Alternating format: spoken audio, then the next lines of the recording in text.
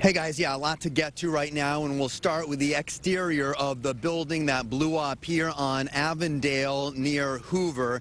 The company, as you mentioned, is called Best Textile. It's an industrial laundromat that cleans things like linens for local restaurants and catering companies. 22 employees in all. They were here yesterday afternoon. The place closed at 4:30 in the afternoon as normal, and then the explosion happened just a couple of hours later. You can see the debris out here, just massive. There is even debris in some of the trees and utility poles. It's going to take several days, perhaps weeks, to clear the mess.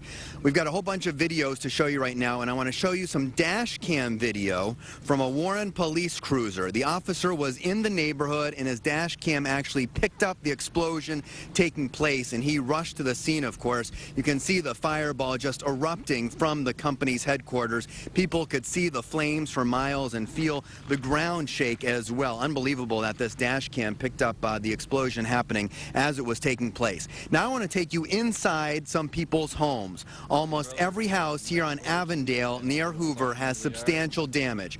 First, Shawn Martin's house. He lives just 2 doors down from the explosion site. He and his son were inside their home when the explosion happened. The windows blew out. There is glass everywhere. The walls are off their foundation. Even the stairway came unhitched from the wall. It knocked me off the couch and, kind of confused me and dazed me. And once I got my bearings,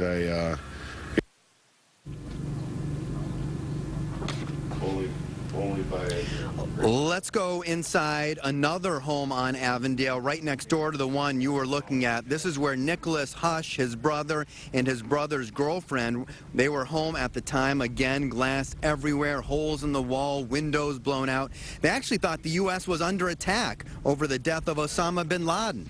I guess I know what a car bomb's like. The TV in there that's laying on the floor, all the window and glass was laying basically almost on top of him. And he barely got out of the room on his own, and he met me right here.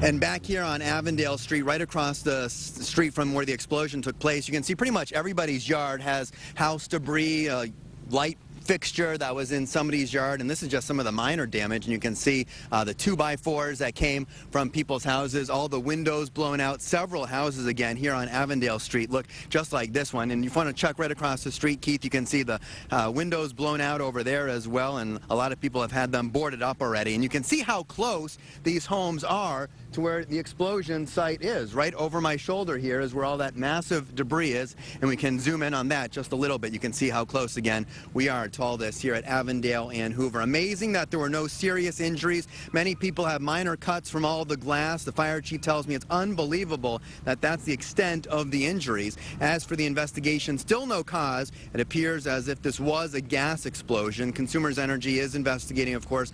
They were here within 10 minutes. And again, they're back out on the scene today with OSHA and the Michigan Public Service Commission, local fire and police, everybody trying to figure out what caused this. But again, it looks like it was some sort of gas explosion. And again, they're calling it actually suspicious just for now because they don't know what the true cause of the explosion was yesterday evening. We're live in Warren. I'm Michael Rosenfield, Channel 7 Action News. Incredible pictures, Michael. Thanks for sharing.